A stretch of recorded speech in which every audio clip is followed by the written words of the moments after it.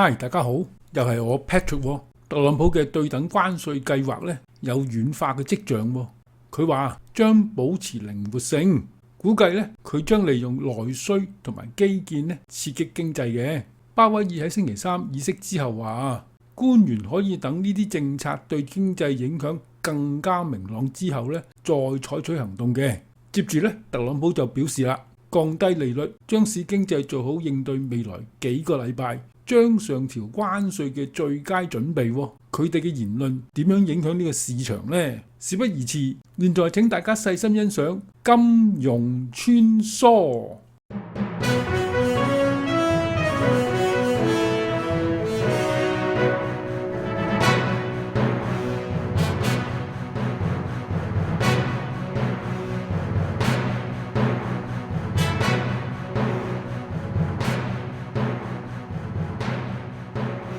每期睇卡馬頻道嘅加拿大朋友同埋網友咧，約佔10%，所以今日咧我就講下加拿大。加拿大同埋美國長期以嚟咧一直都係盟友嘅，兩國之間咧係透過地理、貿易同埋多年外交合作建立咗非常密切嘅夥伴關係。然而咧，隨住特朗普重返美國政壇，氣氛咧就發生巨大嘅變化啦。過去幾個月，美國新政府不斷向加拿大政府施壓，要求重新談判貿易協定並增加邊境管制嘅支出。我哋當中好多人呢都盯緊住呢個突發嘅新聞，睇住呢個股市暴跌同埋物價嘅飆升，尋找對未來清澈嘅分析。而特朗普呢嘅挑釁性嘅言論呢，對加拿大州嘅地位嘲諷，以及咧公開威脅加施經濟壓力嘅做法，卻激起加拿大人嘅相反嘅反應。最近民調顯示，加拿大同胞中嘅呢種情緒咧正在高漲。2025年2月，安格里斯德集團嘅一項民意調查顯示，對自己國家非常自豪嘅加拿大人數咧，從2024年12月嘅34% 上升至44%。表示自己對加拿大有着深厚情感嘅人數咧，亦都出現類似嘅激增，從49% 上升到59%。事物咧就瞬息萬變嘅，貴金屬價格咧亦隨之做出反應啦。禮拜三金價創下每盎司$3050以上嘅新高。喺大家正在擔心貿易戰嘅後果，價格就出現咗上漲啦。如果新嘅關稅導致通貨膨脹，市場咧正關注對美國貨幣政策嘅影響。倫敦黃金租賃利率咧從接近零飆升至每月4.7%，顯示咧需求增加。因為交易商爭相在潛在關稅生效前咧購買呢個金條嘅。目前喺加拿大購買呢個貴金屬咧係唔需要付任何稅嘅。如果加拿大投資者直接從加拿大皇家鑄幣廠採購加拿大嘅貴金屬咧，不僅可以增強金融嘅安全，仲可以增加加拿大嘅經濟復原力。上個禮拜5 14號，美國國會參議院通過短期支出法案，為聯邦政府繼續提供資金至9月，趕在限期前呢避免政府停擺。加上市場呢擺脫咗貿易戰嘅憂慮及消費者信心下跌嘅影響，刺激美股三大指數齊升。星期三聯儲局維持利率不變。鮑威爾承認總統特朗普嘅政策變化帶嚟高度不確定性，但重申央行並不急於調整呢個借貸利率。佢話官員可以等呢啲政策對經濟影響更加明朗之後再採取行動，並指5月會議不急於減息。由於聯儲局釋放喜憂參半嘅訊息，而美國總統特朗普表示，在定於4月2號實施對等關稅嘅計劃方面，佢將保持靈活性。美國股市禮拜五攀升至上漲區間，直至3月22號各項指數印記。美匯指數報104.14，道指報41,985點，標指報5,667點，納指報17,784點，黃金報$3,024，白銀報$33.1。喺今年黃金不斷創新高，白銀市場喺禮拜五凌晨出現相當嚴重嘅崩潰。我認為市場嘅參與者可能正在逃離呢個白銀並轉向美元。如果你睇睇外匯嘅市場，你會發現呢，事實確實如此。現在問題係白銀能否升穿去年嘅高位34.2美元，甚至更高？由於美國股市從政治同埋經濟不確定性引發嘅長達1個月嘅低迷中反彈，星期一收市，道指、標指同埋納指呢分別上漲0.9%、0.6%同埋0.3%。禮拜二呢，基金經理對美國股市拋售創下咗歷史嘅新高，而且對全球經濟增長嘅擔憂日益加劇，股市大幅下跌。美聯儲星期三凌晨公佈議息聲明，一如預期宣佈利率按兵不動，將聯邦基金利率目標區間維持喺4.25至4.5厘不變，並宣佈4月起呢放慢縮表，將每月減持美國國債上限由250億美元下調至50億美元。美聯儲官員將今年至後年嘅利率中位數預測維持不變，今年底利率中位數維持喺3.9厘，而明年底嘅利率中位數維持喺3.4厘，意味住呢今明兩年嘅減息次數維持2次。鮑威爾更預測關稅對通脹影響只係暫時性。咁金融市場呢就如釋重負。鮑威爾對通脹嘅言論同埋減息消息呢，刺激美股三大指數反彈。喺星期五呢，特朗普回答有關4月2號將出台嘅報復性關稅計劃嘅問題時呢，佢表示呢唔會改變嘅，但靈活性 flexibility 呢個詞呢係好重要嘅。另外，波音公司經歷年度嘅虧損、罷工同埋其他挫折之後呢，特朗普宣布咧向波音採購新型戰機 F-47，咁喺星期五咧就刺激股市從盤中低點回升啦。標指同埋納指結束咗連續4個禮拜嘅下跌。我相信特朗普咧將用增加內需同埋基建咧刺激經濟嘅。又到同大家傾偈嘅時間啦。上一集播出之後咧，約有150人訂閱同埋1400人點讚，呢個大約係前一集嘅3倍喎。當然令我感到高興啦，所以我要借呢個機會咧，多謝大家。當然我會一如既往盡力做更精彩嘅每一集。現在只要你按下個訂閱同埋點讚，呢個係代表你對我嘅支持同埋俾我做片好大嘅動力嚟嘅。請分享呢集咧俾你嘅朋友。再次多謝大家支持。近幾個禮拜咧，隨住特朗普關稅嘅威脅同埋一系列新關稅生效，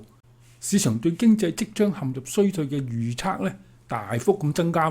美國前財政部長薩密斯喺上個禮拜五接受採訪時表示，佢認為經濟衰退發生嘅可能性咧約為50%，而且風險咧每日都喺度上升添。儘管同上個禮拜美股大幅下跌相比，呢個星期咧市場開局有所好轉，但薩密斯表示佢嘅預測咧冇改變。禮拜二早上，財政部長貝森特喺美國有線電視新聞網 CNN 節目中表示，佢不能保證唔會出現呢個經濟衰退嘅。巨大嘅政策不確定性同埋支出放緩嘅趨勢咧仍然存在嘅。美銀策略員 Michael 建議喺標指下挫至5300點才吸納，臨時嘅可能咧引發經濟衰退，為促使美國總統特朗普及聯儲局分別調整貿易同埋貨幣嘅政策，以阻止股市嘅再跌。瑞銀策略員認為暫時不要撈底，估計標指會跌至5300點。美股喺未來嘅3個月仍然係最不被睇好嘅股市，因資金正由美國增長股大規模輪換至歐洲嘅價值股。據美國銀行引述 EPFR Global 資料顯示，截至3月12號為止嘅一個禮拜，全球股票基金走資約28億美元，為今年最多。咁雖然經濟衰退未必即刻發生，咁似乎美股仍會繼續咁下跌嘅。最近有網友留言問，聯儲局已經宣布咗利率事宜同埋減息嘅方向，黃金又升至多個高位，但真係唔明白點解白銀都唔能升穿34美元呢？我覺得網友係問咗個好問題，為咗解釋得更清楚，於是我就截咗左邊嘅黃金白銀圖。呢個圖係從2024年10月到2025年3月21號嘅早上，我發覺今年黃金同白銀嘅升幅都係差唔多嘅啫。喺1月初，黃金報2624美元，現貨黃金報咧3030美元。今年咧就上升咗15.47%，而白銀喺1月初咧係報28.87美元，現貨白銀報咧33.12美元喎。今年咧就上升咗15%。不過黃金喺2024年10月做出當年嘅高位係2734美元，同目前現貨黃金比咧躍升咗10.82%，而白銀喺2024年10月嘅高位咧係34.2美元喎，同目前現貨白銀比較咧則下跌咗3%。根據專家嘅分析咧，黃金上升嘅主要原因咧係由於各國央行不斷買呢個黃金。但白銀嘅購買咧，主要係零售嘅散戶居多。今年咧，不少散戶將資金投入比特幣，因為啲散戶咧冇不停咁樣買呢個白銀，所以白銀表現咧較黃金差。前面提到喺今年白銀嘅表現幾乎同黃金持平嘅，但其價格仍限制於29美元至33美元嘅窄幅交易區間內。第一個問題係乜嘢因素可以推動白銀價格突破34美元甚至更高嘅40美元呢？黃金同白銀嘅比率上升呢，通常客觀地表明呢，投資者紛紛轉向安全嘅資產，因為喺經濟不確定性、通脹或者地緣政治緊張局勢下呢，投資者會購買黃金嘅。相反，比率下降表明呢，白銀相對於黃金價值正在上升嘅。呢個可能發生正在經濟擴張、工業增加，如電子同埋太陽能相對白銀需求嘅增加。現時黃金同白銀嘅比率咧係91，比75年嘅平均值53.2高出近2個標準差。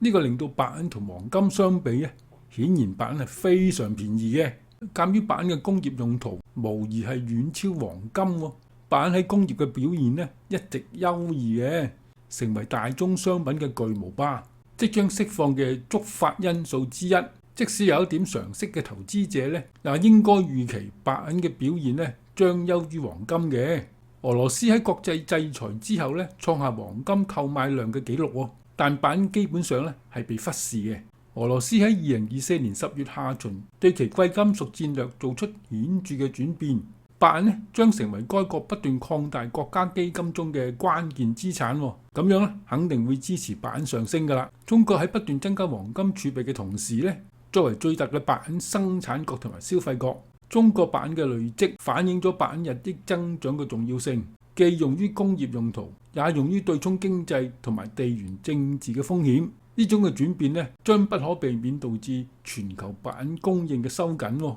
由於需求超過可用嘅庫存，白銀價格咧將上漲㗎啦。所以咧，我仍然睇好白銀喺今年咧會升上40至50美元。我並相信咧，銀行危機、金融炸彈爆破、經濟衰退、股災同埋滯脹，最有可能喺2025年上半年某個時間發生嘅。我預計黃金白銀將跟隨股市先下跌，但黃金白銀呢下跌只係短暫嘅，然後黃金白銀呢進入呢個大牛市，黃金會升上4000美元，白銀亦會升至100美元嘅。不過最後都係我嗰句，變幻才是永恆，咁大家就要拭目以待啦。